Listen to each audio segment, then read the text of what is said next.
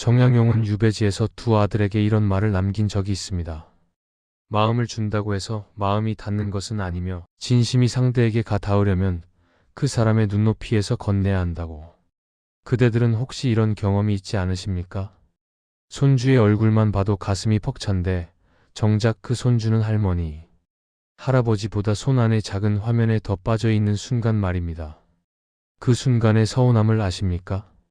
입으로는 괜찮다고 하면서도 가슴 한쪽이 쓸쓸하게 내려앉는 그 감정 말입니다. 조부모의 사랑이라는 것은 참 독특한 구석이 있습니다. 부모의 사랑에는 책임이 따르고 부부의 사랑에는 약속이 따르지만 조부모의 사랑에는 아무것도 따르지 않습니다. 그저 줍니다. 용돈을 주고 맛있는 것을 사주고 아이가 오면 온 집안이 환해지는 것처럼 웃습니다.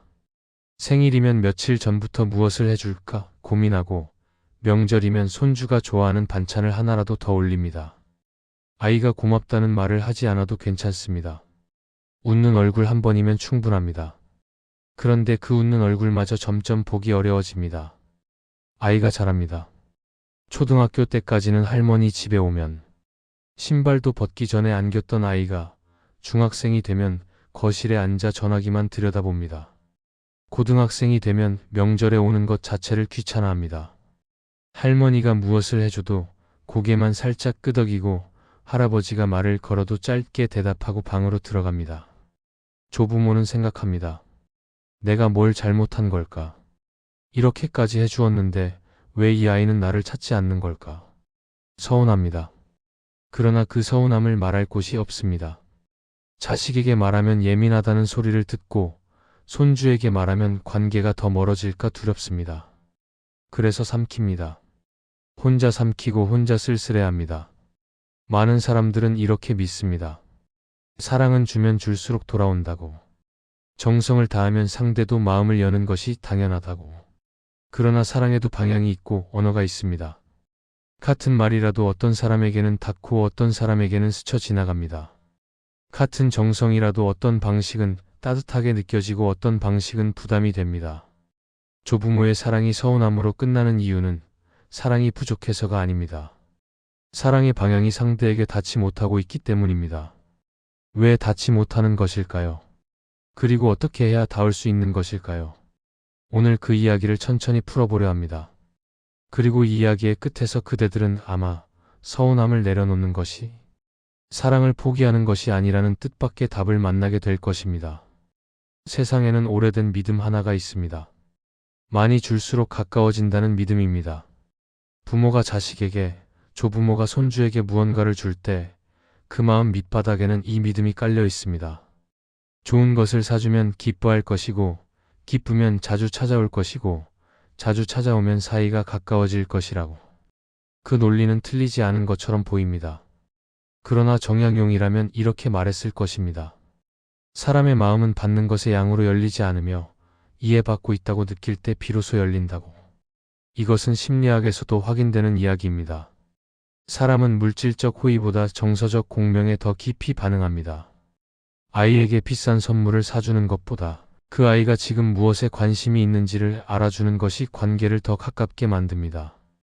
그런데 조부모 세대와 손주 세대 사이에는 이 지점에서 큰 간극이 있습니다. 조부모가 사랑을 표현하는 방식은 주로 물질과 음식과 걱정입니다. 밥 먹었느냐, 춥지 않으냐, 이거 맛있는 거다 먹어봐라. 그것이 조부모가 아는 사랑의 언어입니다. 그 세대는 그렇게 사랑받았고 그렇게 사랑을 배웠습니다. 그러나 손주 세대의 사랑 언어는 다릅니다. 이 세대는 존중과 관심과 공감으로 사랑을 느낍니다. 내가 좋아하는 것에 관심을 보여줄 때, 내 이야기를 끝까지 들어줄 때, 내 선택을 존중해 줄 때 마음이 열립니다. 할머니가 사준 용돈이 고맙지 않은 것이 아닙니다. 다만 그것만으로는 마음이 움직이지 않는 것입니다. 아이는 할머니가 자기가 요즘 무엇에 빠져 있는지, 학교에서 어떤 일이 있었는지, 친구 사이에서 어떤 고민을 하는지를 물어봐 주기를 은연중에 바랍니다. 그런데 할머니는 묻습니다. 밥은 먹었니? 성적은 어떠니? 엄마 말 잘 듣고 있니? 아이의 세계와 할머니의 질문 사이에 건널 수 없는 강이 하나 있는 것입니다. 정약용은 이 간극을 일찍이 경험한 사람입니다. 그가 유배지에서 아들에게 보낸 초기 편지에는 훈계가 가득했습니다. 이런 책을 읽어라. 이런 사람이 되어라. 게으름을 경계하라. 아버지로서의 진심이 담겨 있었지만 아들의 입장에서 그 편지는 무거운 숙제와 같았을 것입니다. 정약용의 마음은 아들을 향해 있었지만 그 마음이 아들에게 닿고 있었는지는 다른 문제였습니다. 주는 쪽은 온 마음을 다하는데 받는 쪽에서는 부담만 느낀다면 그 사랑은 어디로 가는 것일까요? 허공을 떠도는 것입니다. 그리고 허공을 떠도는 사랑은 결국 주는 사람의 가슴에 서운함이 되어 돌아옵니다. 강진 유배 초기 정약용은 거의 매달 아들들에게 편지를 보냈습니다. 먼 곳에서 아비가 할 수 있는 것은 글뿐이라 여겼기 때문입니다. 편지마다 가르침을 담았습니다. 학문의 방법, 사람을 대하는 태도, 집안을 돌보는 법, 시간을 아끼는 자세. 정약용은 자신의 편지가 아들들에게 등불이 되어줄 것이라 믿었습니다. 그러나 아들들의 답장은 점점 짧아졌습니다. 형식적인 안부만 적혀 있을 뿐 아버지의 가르침에 대한 응답은 거의 없었습니다. 정약용은 처음에 답답했습니다. 이 먼 곳에서 너희를 생각하며 밤을 새워 쓴 편지인데 어째서 한마디 진심도 돌아오지 않는 것인가. 그는 자식들이 게으르거나 불효하다고 생각했을 수도 있습니다. 그러나 시간이 흐르면서 정약용은 조금씩 다른 눈으로 보기 시작했습니다. 유배지에서 만난 젊은 제자들이 그에게 작은 힌트를 주었습니다. 제자들은 정약용이 질문을 던질 때보다 자신의 이야기를 들어줄 때 더 마음을 열었습니다. 가르침을 내려줄 때보다 함께 차를 마시며 그저 옆에 있어줄 때 더 진심을 꺼냈습니다. 정약용은 깨닫기 시작했습니다. 자신이 아들에게 보낸 편지가 사랑이었던 것은 분명하지만 그 사랑의 형태가 아들이 받아들일 수 있는 모습이 아니었다는 것을. 아버지의 눈높이에서 내려보내는 가르침은 아들의 눈높이에서는 무거운 기대로 느껴졌을 것입니다. 어쩌면 아들은 아버지의 편지를 펼칠 때마다 작아지는 느낌을 받았을지도 모릅니다. 또 부족하다는 말인가, 또 더 노력하라는 말인가 하고. 정약용의 진심은 분명했지만 그 진심이 아들의 마음에 닿는 방식은 아니었던 것입니다. 이후 정약용의 편지는 조금씩 달라졌습니다. 일방적 훈계 대신 아들의 근황을 물었습니다. 요즘 무엇을 읽고 있느냐, 건강은 어떠하냐, 어머니를 도울 수 있느냐 하고 물었습니다. 때로는 자신의 약한 모습을 보여주기도 했습니다. 이곳의 겨울이 유독 춥다. 너희가 보고 싶다. 아비도 흔들릴 때가 있다고 썼습니다. 완벽한 아버지가 아니라 한 사람으로서 아들 앞에 선 것입니다. 그 변화 이후 아들들의 답장이 조금씩 길어졌다고 합니다. 대단한 고백은 아니었을 것입니다. 그러나 그 짧은 변화 속에 마음이 닿기 시작했다는 신호가 있었을 것입니다. 마음을 주는 것과 마음이 닿는 것은 같지 않습니다. 정약용은 그것을 편지라는 느린 매체 안에서 수년에 걸쳐 배웠습니다. 오늘날의 조부모도 같은 길 위에 서 있습니다.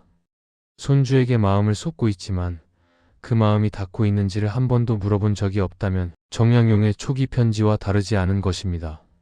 한 가정을 떠올려 봅니다. 할머니는 올해 72, 손녀는 중학교 2학년입니다. 할머니는 손녀가 올 때마다 좋아하는 떡을 만들어 놓습니다. 새벽부터 일어나 쌀을 불리고 고물을 만들고 정성스럽게 칩니다. 손녀가 도착하면 환한 얼굴로 내밀며 말합니다. 우리 손녀 이거 좋아하지, 많이 먹어. 그런데 손녀는 한 개만 집어먹고 고맙다는 말 없이 방으로 들어갑니다. 할머니는 남은 떡을 바라보며 혼자 생각합니다.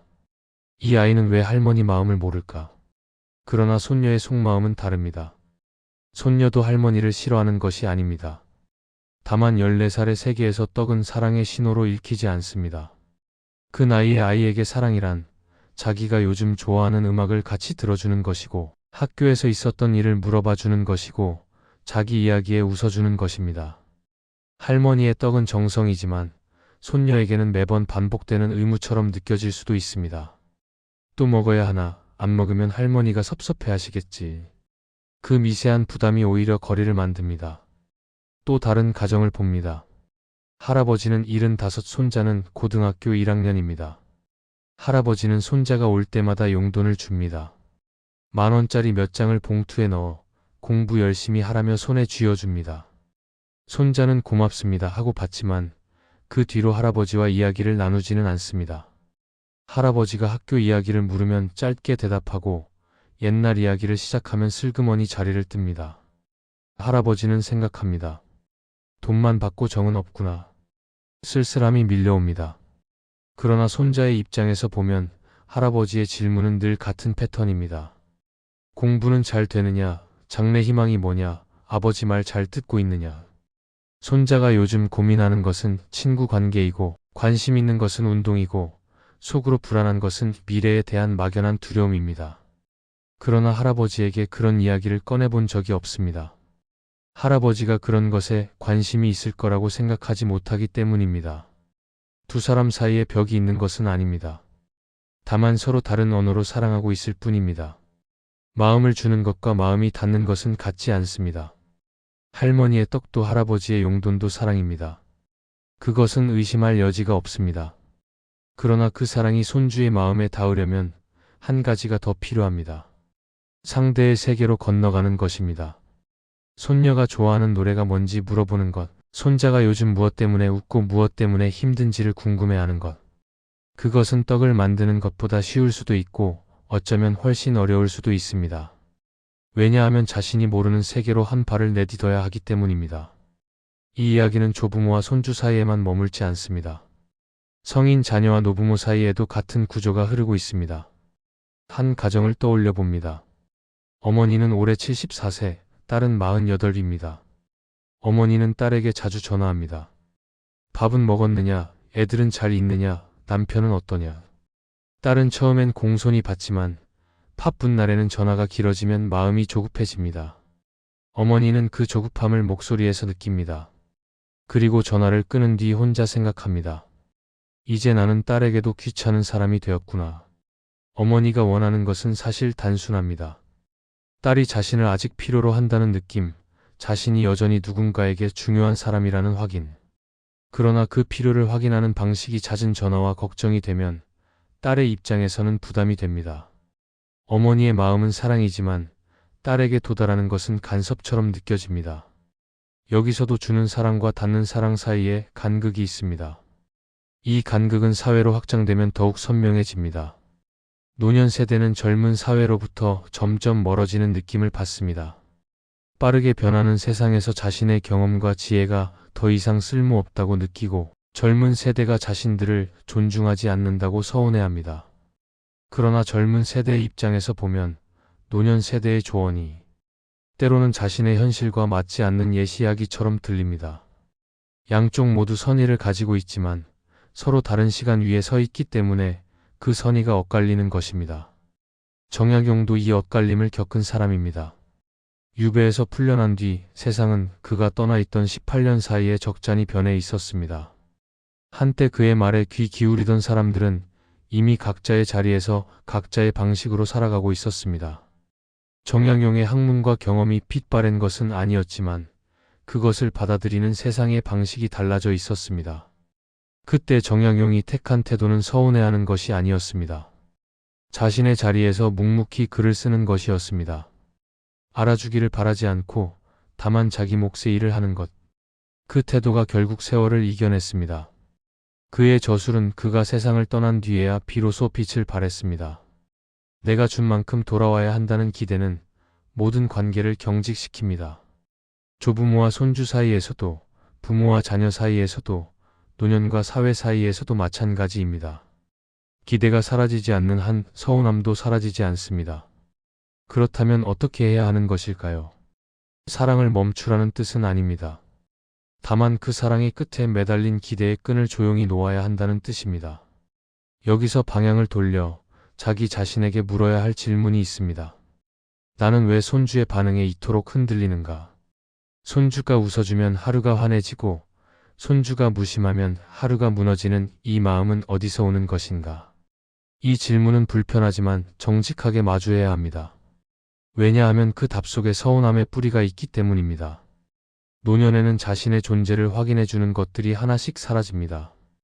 직장이 사라지고 사회적 역할이 줄어들고 몸도 예전 같지 않습니다. 친구들은 하나둘 멀어지거나 떠나가고 세상은 점점 낯설어집니다. 그 속에서 손주는 특별한 존재가 됩니다. 이 아이만은 나를 보면 반가워해 줄 것이라는 기대, 이 아이의 삶에서만큼은 내가 의미 있는 사람일 것이라는 희망. 손주를 향한 사랑 아래에는 사랑받고 싶다는 간절함이 숨어 있습니다. 그것은 이기적인 것이 아닙니다. 사람이라면 누구나 가지는 근원적인 욕구입니다. 다만 그 욕구가 손주라는 한 사람에게 집중될 때 그 무게가 관계를 힘들게 만드는 것입니다. 정약용도 유배 시절 비슷한 감정을 겪었습니다. 세상에서 버림받았다고 느꼈던 시기, 그가 가장 간절히 원했던 것은 누군가가 자신을 기억해주는 것이었습니다. 아들의 편지, 제자의 방문, 옛벗의 안부. 그 하나하나가 자신이 아직 잊히지 않았다는 증거였기에 절실했습니다. 그러나 정약용은 어느 순간 깨달았습니다. 타인의 반응에 기대어 자기 존재를 확인하는 것은 물 위에 집을 짓는 것과 같다는 것을. 상대가 답장을 보내면 기쁘고 보내지 않으면 무너지는 삶은 결코 단단할 수 없었습니다. 그래서 정약용은 자기 안에 닷을 내리기 시작했습니다. 글을 쓰는 것이 그 닷이었습니다. 누가 읽어줄지 모르는 글을, 누가 알아줄지 모르는 연구를 그는 매일 아침 혼자 시작했습니다. 그 행위 자체가 자기 존재의 증명이었습니다. 타인이 알아주지 않아도 나는 오늘 내 몫의 일을 했다는 확인. 그것이 그를 흔들리지 않게 만들었습니다. 오늘날의 조부모에게도 같은 질문이 필요합니다. 손주의 반응 없이도 나는 오늘 하루를 충분히 살아갈 수 있는가? 손주에게 사랑받지 못한다고 느끼는 날에도 나 스스로에게 괜찮다고 말해줄 수 있는가? 그 질문에 대한 답을 가진 사람은 서운해하지 않습니다. 왜냐하면 사랑의 보답을 바깥에서 구하지 않기 때문입니다. 자기 안에 고요한 자리가 있는 사람은 상대가 다가오면 기쁘게 맞이하고 다가오지 않아도 흔들리지 않습니다. 그것이 노년에 도달해야 할 마음의 자리입니다. 사랑에는 여러 층위가 있습니다. 가장 첫 번째 층은 주는 사랑입니다. 좋은 것을 주고 맛있는 것을 먹이고 필요한 것을 채워주는 것. 조부모 대부분은 이 층에서 사랑합니다. 그 다음 층은 이해하는 사랑입니다. 상대가 무엇을 원하는지, 무엇이 힘든지, 어떤 말이 필요한지를 알아가는 것. 이 층에 이르면 관계가 한결 부드러워집니다. 그리고 가장 깊은 층이 있습니다. 그것은 기대 없이 곁에 있는 사랑입니다. 기대를 내려놓는다는 것은 사랑을 포기하는 것이 아닙니다. 사랑이 끝에 매달린 조건을 떼어내는 것입니다. 내가 이만큼 해주었으니 너도 이만큼 해달라는 무언의 조건. 내가 정성을 다했으니 너도 마음을 보여달라는 숨은 기대. 그것을 내려놓으면 이상한 일이 생깁니다. 오히려 마음이 편해집니다. 서운할 이유가 사라지기 때문입니다. 그리고 더 이상한 일은 기대를 내려놓은 사람 곁에 사람들이 더 편안하게 다가온다는 것입니다. 베품보다 비움이 어렵습니다. 가르침보다 지켜봄이 어렵습니다. 기대보다 축복이 어렵습니다. 그러나 그 어려운 것을 해내는 조부모가 손주의 기억 속에 가장 따뜻한 사람으로 남게 됩니다. 정약용은 만년의 손주들을 바라보며 젊은 시절과는 다른 태도를 보였을 것입니다. 아들에게 보냈던 훈계의 편지를 기억하며 이번에는 가르치지 않고 그저 바라보았을 것입니다. 손주가 마당에서 뛰어노는 것을 보며 웃고 서투른 글씨를 보며 대견해하고 밥을 먹는 모습을 보며 그것만으로 충분하다고 느꼈을 것입니다. 보답을 바라지 않는 사랑은 받는 사람에게 즉각적으로 감동을 주지 않을 수 있습니다. 어린 손주는 할머니의 그 깊은 마음을 알아차리지 못할 수 있습니다. 그러나 그 사랑은 사라지지 않습니다. 아이의 무의식 깊은 곳에 따뜻한 기억으로 쌓입니다. 10년 뒤, 20년 뒤, 그 아이가 어른이 되어 인생의 어려운 순간을 맞았을 때 문득 떠오르는 것이 있습니다. 할머니 집의 냄새, 할아버지의 거친 손, 아무것도 바라지 않고 곁에 있어 주었던 그 사람의 온기. 그것이 그 아이를 지탱하는 힘이 됩니다.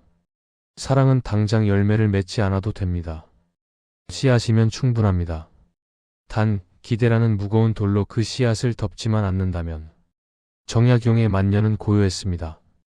유배에서 돌아온 뒤 마제의 작은 집에서 여생을 보냈습니다.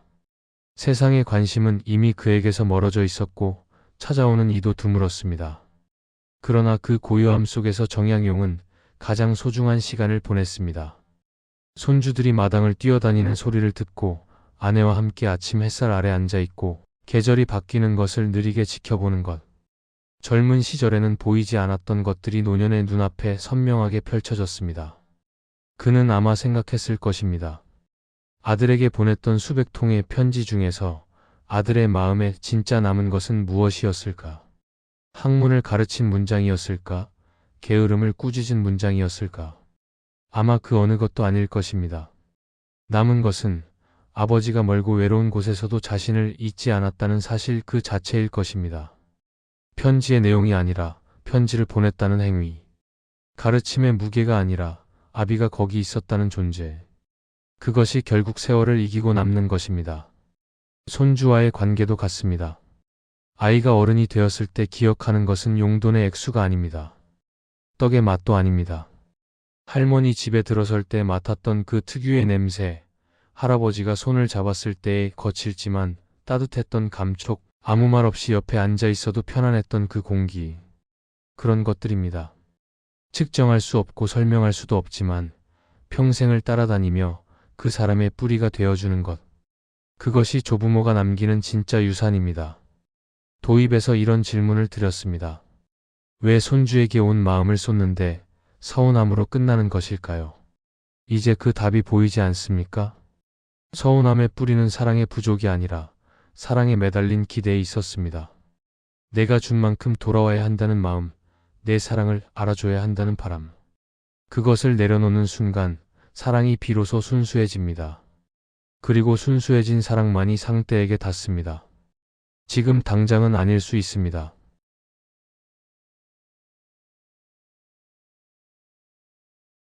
그저 이름을 불러주십시오.